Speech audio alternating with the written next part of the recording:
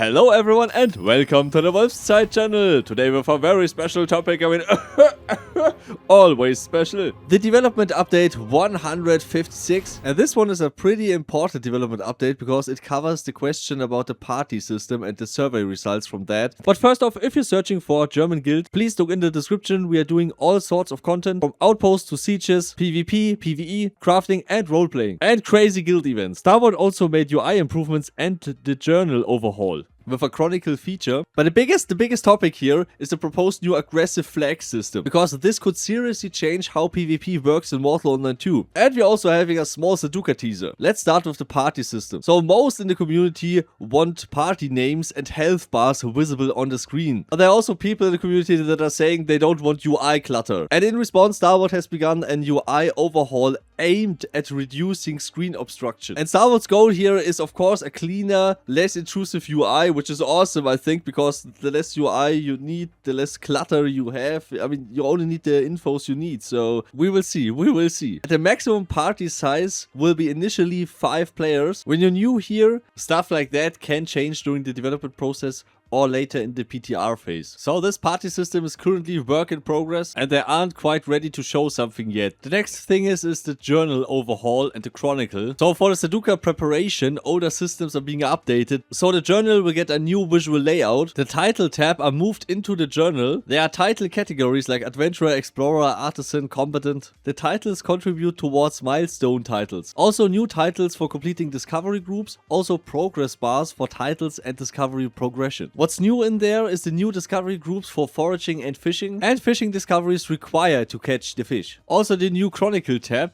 It shows glory gained, bandits killed, weapons crafted, silver eggs earned. It's just the personal statistics. Would be awesome, Star Vault, if everything is in there that you guys can save. Would be nice then every one of us having their own personal statistics, and then later on you could maybe advance the system. And it would be neat to see just the whole server mined this amount of granum today, or in total, or whatever stuff. And these numbers would be insane, like these amount of outlaws or bandits killed. Would be a nice little thing. But now to the aggressive flag system, the proposed system. It's not written in stone. The problem with the current system is, in order for you to make proper self-defense, you need to get a hit first from the guy that is attacking you. And this problem, someone wants to solve this problem, which is great. Because sometimes people are getting punished for self-defense because they are trying to defend themselves and hitting someone first, but then they get the murder count and then they get the murder penalty,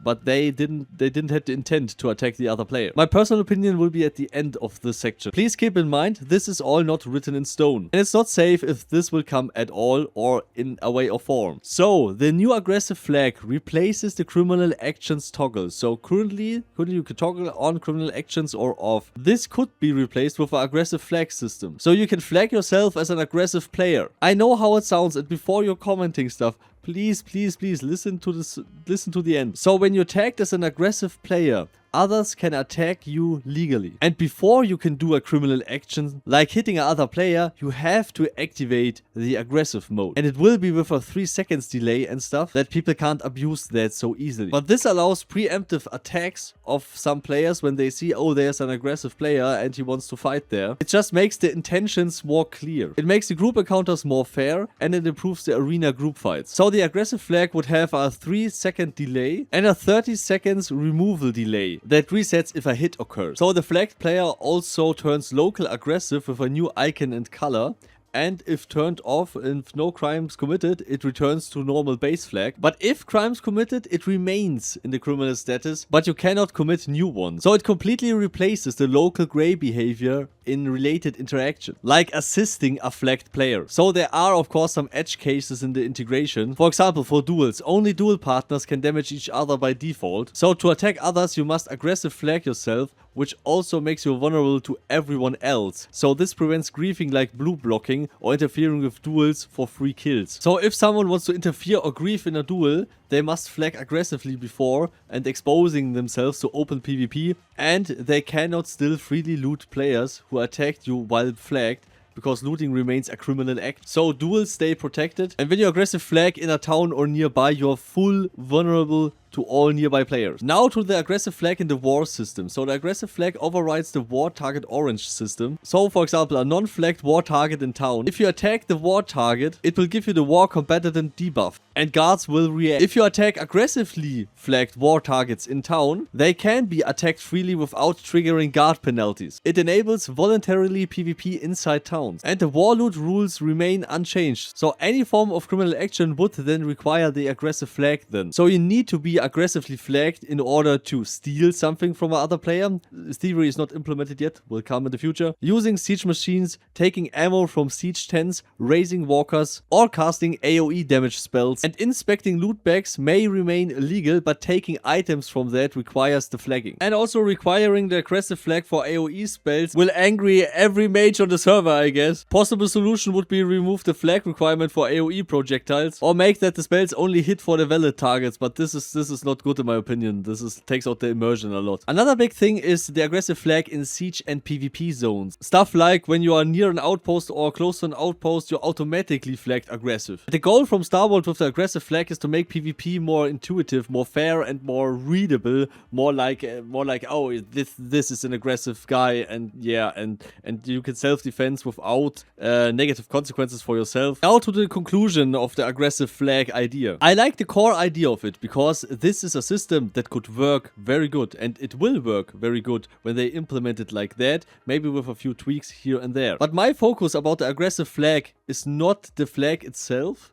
My focus is also the gameplay of Mortal, like how it is now, because when you're using the aggressive flag, how it is proposed here, then the gameplay of Mortal Online 2 will shift. I'm not saying that this is bad, but it will be a little bit different. A few people in the community had the concern that Mortal is going more casual, that Mortal is going a route of casualization because it's too hardcore. Because many people in the community said that the new reputation system is giving too much punishment for random murderers around the map, around the trading routes, around towns, around points of interest, whatever. And that the core gameplay of Mortal is the danger, and the core gameplay of Mortal is not a PvE server. So many people in the community said that the reputation system is a little bit off because it punishes the random player killing too hard. But we need room for some casuals and for some PvE gameplay, but we also need room for hardcore PvP sweat gameplay and for open world PvP outside in the open world. I mean, I can only speak for myself in that regard, but for me that is open world PvP gameplay. And don't get me wrong, but after playing this concept or this game for 16 years, there's so many ways how you can play Mortal Online. The interesting thing about all the concepts the community had over all the time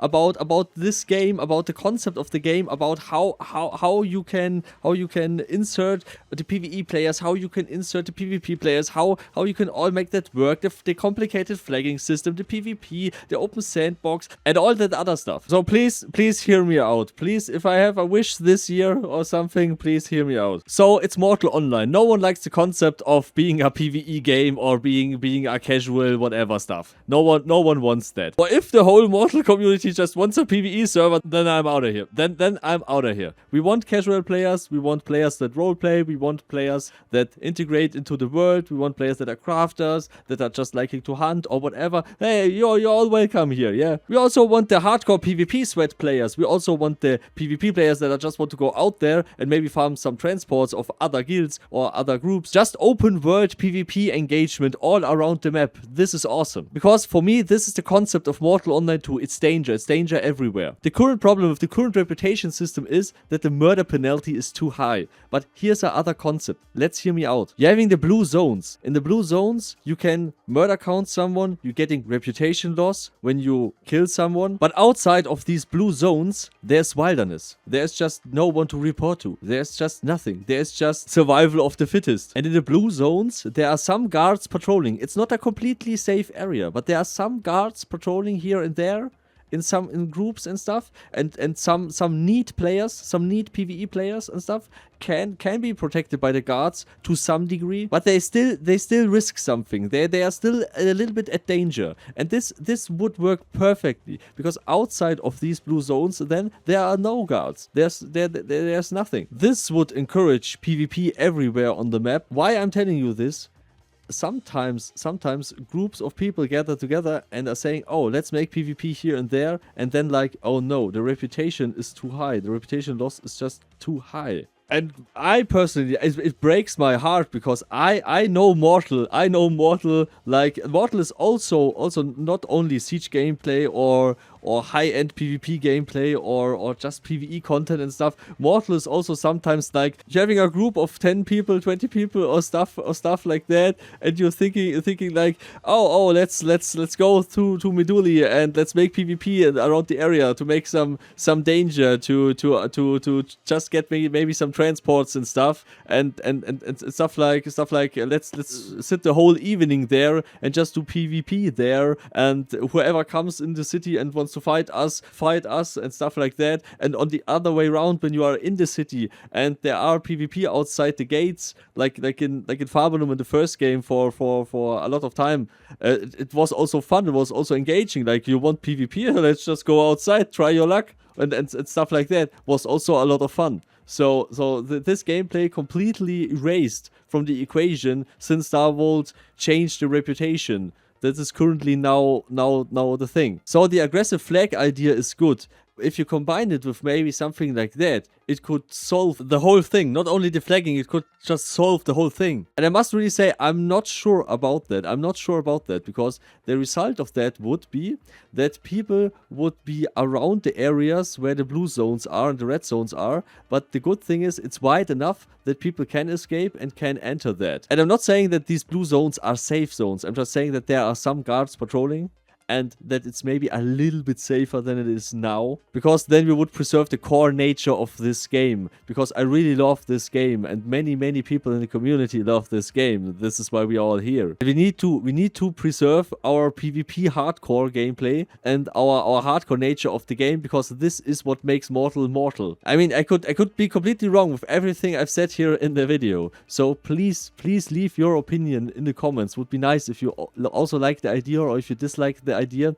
I've also started a voting about this particular idea. I mean, it's just an idea, and I must admit, it's not new. I mean, it's since the first game people discussed about that, where people said, oh no, then it's going Tremble online and PvE online and stuff like that. But I guess we can just all agree we need a game for a lot of people, a lot of players, and we don't want safe zones and completely farming free safe zones and whatever stuff. But we need some safer areas for some newer players, or for some starters, or for some people that just don't want a lot of PvP and stuff. And then we directly having the red zones everywhere else on the map, where it's like this is the open world sandbox. This is everywhere you can do whatever stuff you want. This is Mortal. Mortal is freedom. Mortal is like, when you want to build your territorial house here, the owning guild doesn't like you, live with the consequences. This is Mortal. If you're going as a group into a dungeon and you find the other group, you just attack them, and with this system here, you wouldn't get any murder count. So the real danger would be outside these blue zones. And this is fun gameplay. This makes a lot of fun. But yeah, it's just an idea.